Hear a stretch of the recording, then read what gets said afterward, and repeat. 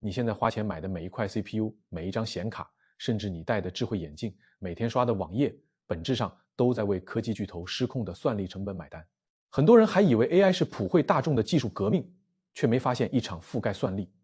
数据能源的3层闭环垄断，已经在你没察觉的时候悄悄闭合了。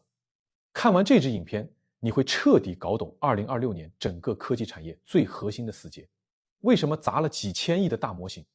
最后反而变成了向消费者收租的工具？你会看穿 Meta、辉达、英特尔这些巨头用了哪些隐蔽又高明的手段，把天价的资本开支一层层转嫁到普通玩家和用户身上。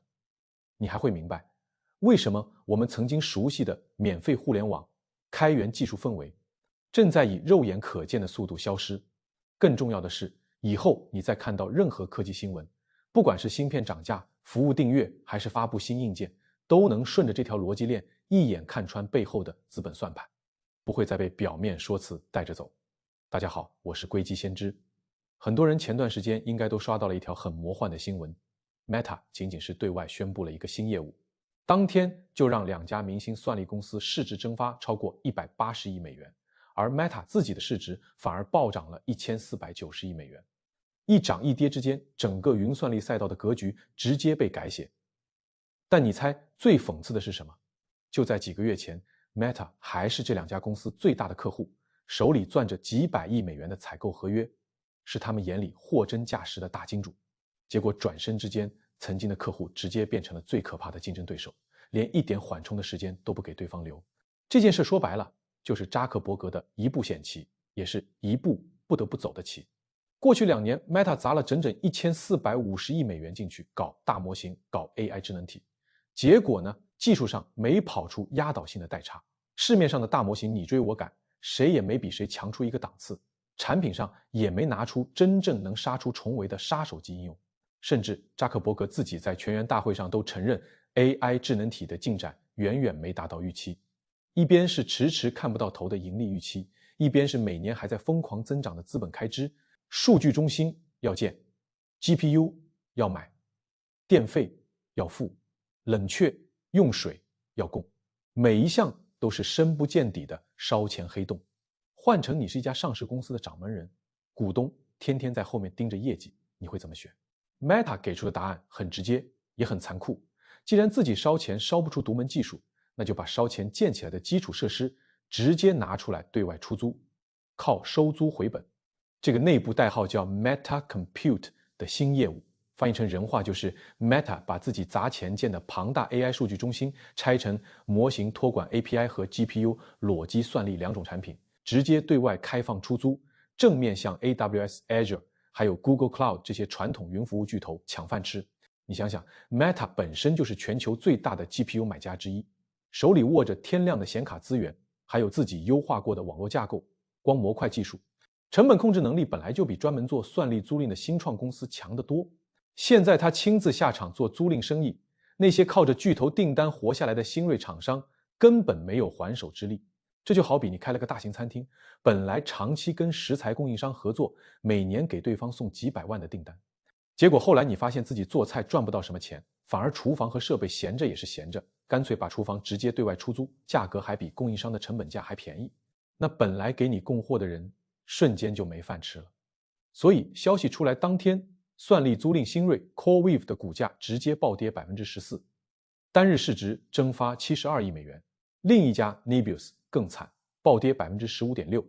109亿美元的市值说蒸发就蒸发了。与此同时 Meta 自己的股价大涨超过 10%， 1490亿美元的市值增量相当于凭空赚回了一个中型科技公司。而且 Meta 内部现在的氛围也极度紧张，据说实行了高压管理，甚至有键盘记录之类的监控手段，还一口气把6500名工程师大规模调岗，所有人都被赶着冲 AI 业务的进度。你能明显感受到那种焦虑感，就是全公司都在急着变现，急着把砸进去的钱赶紧赚回来。我觉得这件事最值得玩味的地方，根本不是股价涨跌本身，而是它释放出的一个危险信号。过去那种智能体巨头负责做技术，新创负责做落地智能体的产业分工已经彻底失效了。当技术红利消失，变现压力上来的时候，巨头会毫不犹豫地掀桌子，就连曾经的合作伙伴地盘也要一口吃掉，半分情面都不会讲。而这还仅仅是整个连锁反应的第一环，弊端的算力战场杀得血肉横飞，最终的成本一定会绕个圈子，落到每一个普通消费者头上。你可能会说，算力租赁那是企业之间的商战，跟我一个普通用户有什么关系？那我们接着说，你手边的消费电子产品是怎么被这股浪潮一步步影响的？不知道你有没有关注过 Ray-Ban Meta 这款智慧眼镜？这产品刚出来的时候，很多人都觉得终于有一款真正能用的消费级 AI 穿戴产品了，花钱买断硬件之后，所有功能就能随便用。结果现实给所有人泼了一盆冰凉的冷水。这款眼镜里有个核心 AI 功能叫 Conversation Focus， 简单说就是帮你实时整理对话内容，生成会议重点，做实时翻译，算是这款产品最核心的卖点之一。结果现在这个功能被硬生生加上了付费墙，免费用户每个月只能用3小时，超过之后你就得每个月花$20订阅 Metalon 会员才能继续使用。这是当时吵翻了天，很多人吐槽说，这哪里是买处方眼镜，这根本是买了个按月缴费的订阅终端。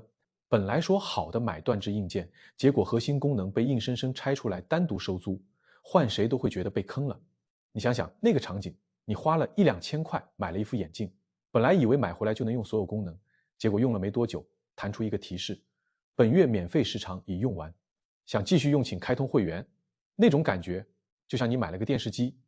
结果看电视剧还要按小时收费，有多憋屈就不用我多说了。但你往深一层想，为什么 Meta 宁愿背着满天骂名也要干这件事儿？难道他不知道会引发众怒吗？答案其实很简单，也很无奈，烧不起了。智慧眼镜本地的算力根本撑不起复杂的 AI 对话功能，绝大部分的运算都要靠后台的云端 GPU 来完成。你每说一句话，后台就要调度一次算力，就要烧一次电。过去免费给你用，是巨头在烧钱换用户、换数据，还能烧得起。现在算力成本越来越高，用户量上去之后，这笔开支就变成了一个无底洞，再烧下去，股东那边根本交代不过去。与其自己扛着成本亏钱，不如直接把成本转嫁给用户。你想用就付费，不付费就给你限时凑合着用。本质上就是把过去智能体硬件买断智能体的成熟模式，硬生生撕开了一道口子，变成智能体硬件销售加软件订阅智能体的双重收费模式。我觉得这才是最危险的信号。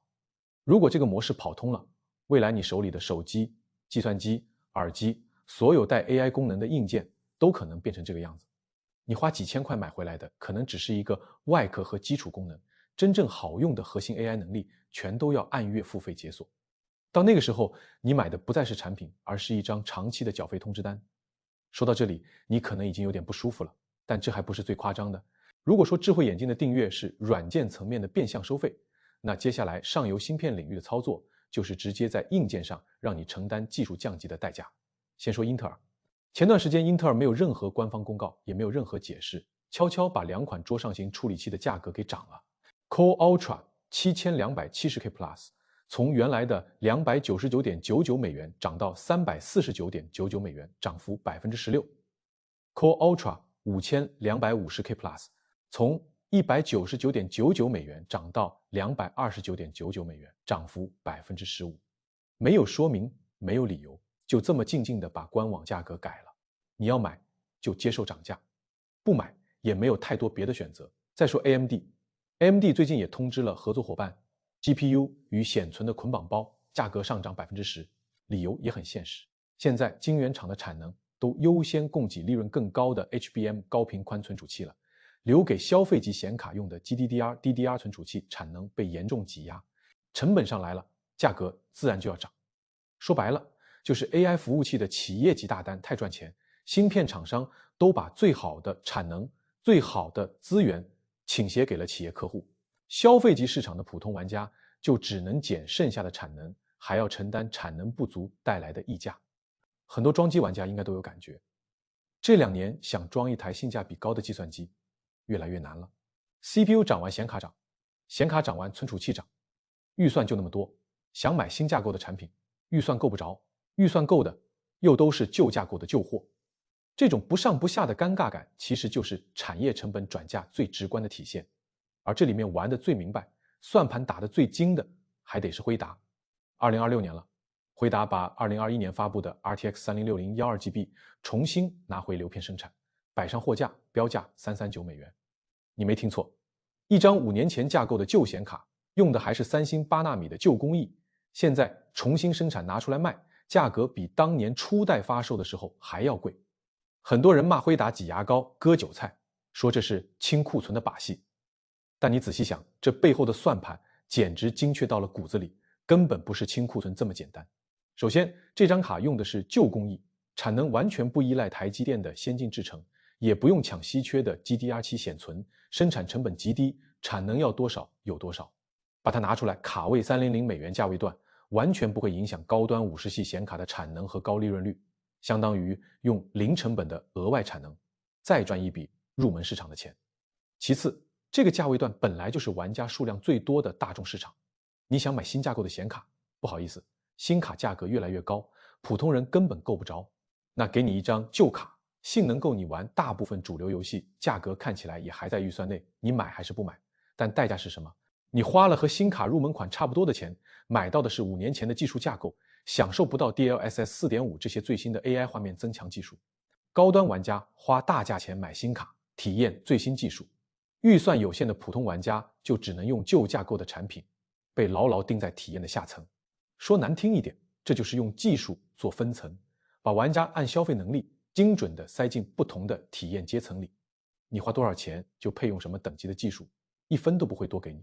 而且更有意思的是，他宁愿给你旧东西，也绝对不降价卖新东西，就是要把每个价位段的利润都吃干抹净，半点都不浪费。讲到这里，如果你发现自己已经开始重新审视手边的电子产品，那就点个赞，说明你已经抓到这背后的核心逻辑了。从 B 端的算力厮杀到 C 端的硬件涨价与订阅化，这条成本转嫁的链条其实已经很清晰了。但你以为这就结束了吗？远远没有。巨头要做的不仅是赚你硬件和服务的钱，就连你过去习以为常的免费网络内容也要开始圈起来收费了。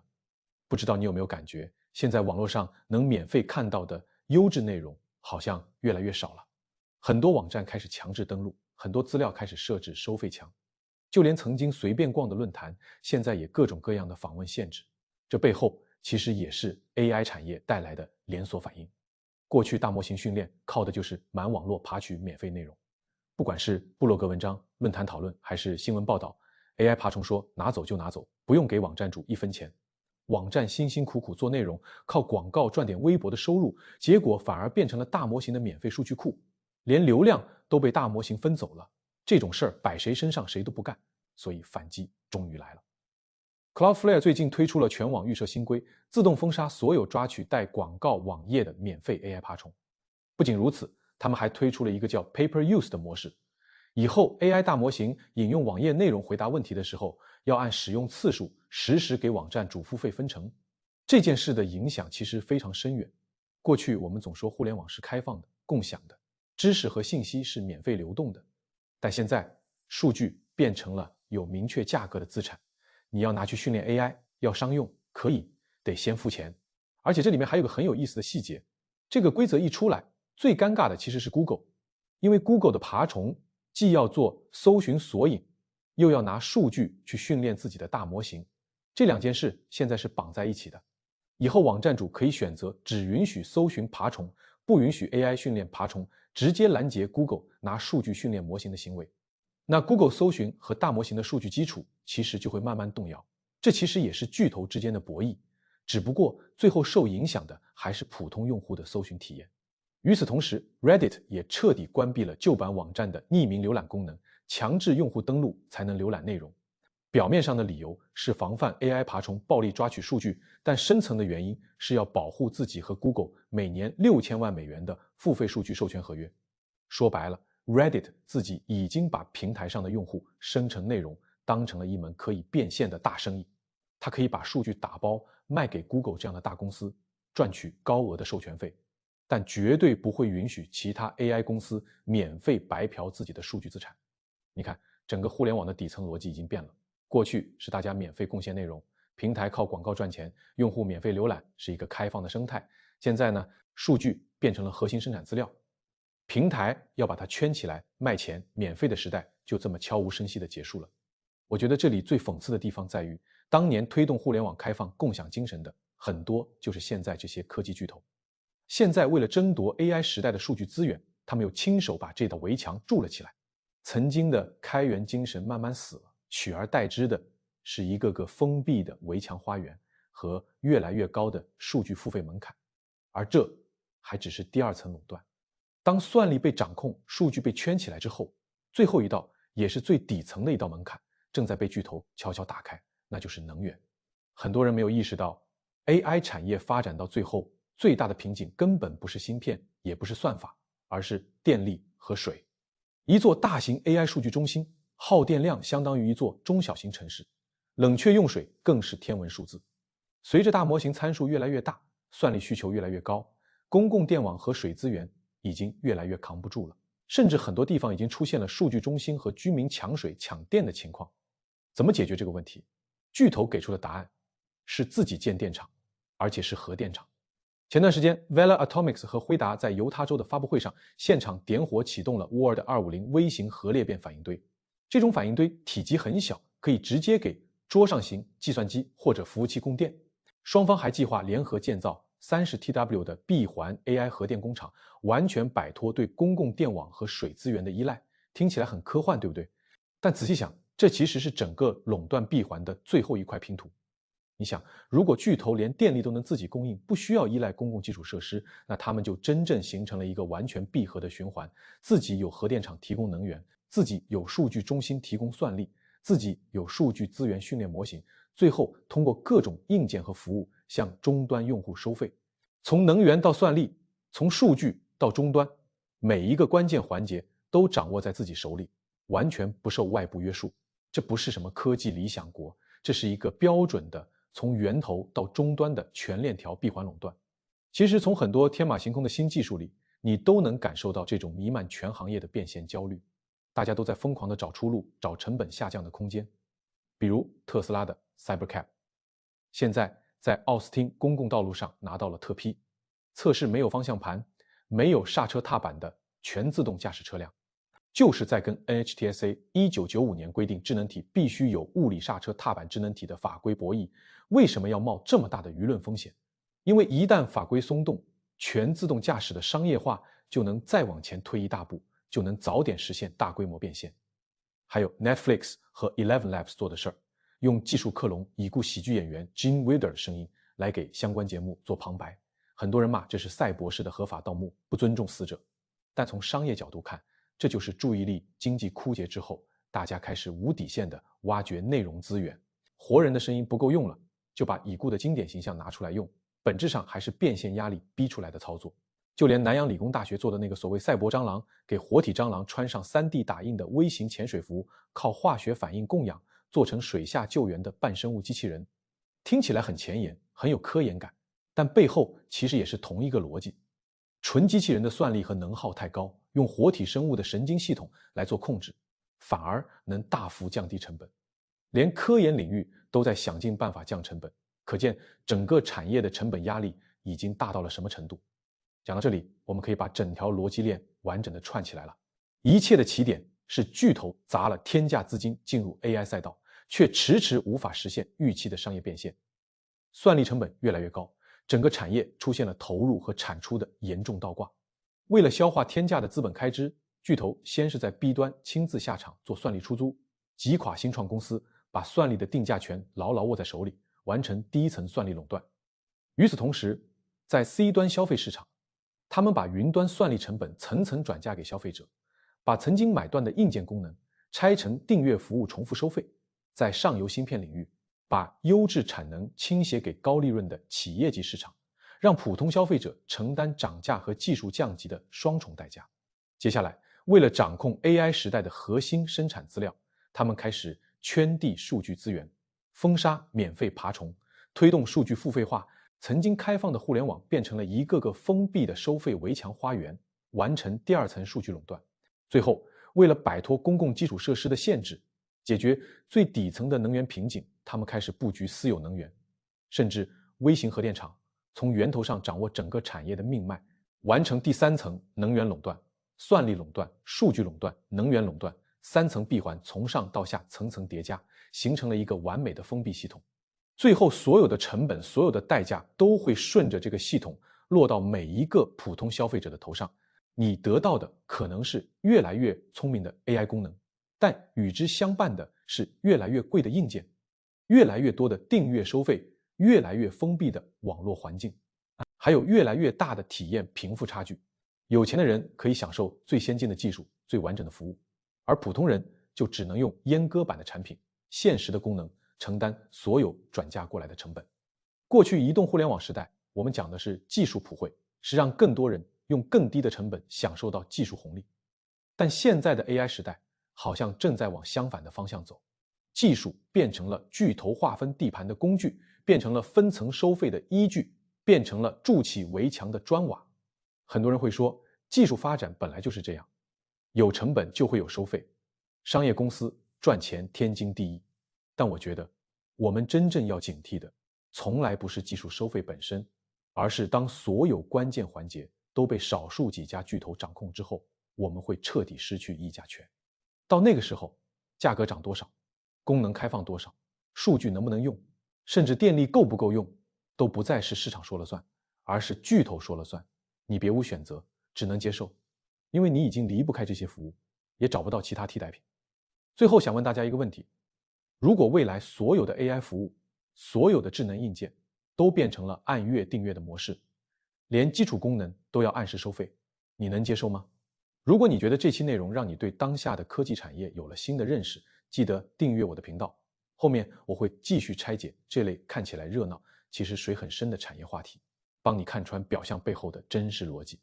最后跟大家说明一下，本期内容仅仅是个人观点和信息分享，不构成任何专业建议。不管是投资、消费还是其他相关决策，都请你结合自身情况理性判断，有需要的话咨询相关领域的专业人士。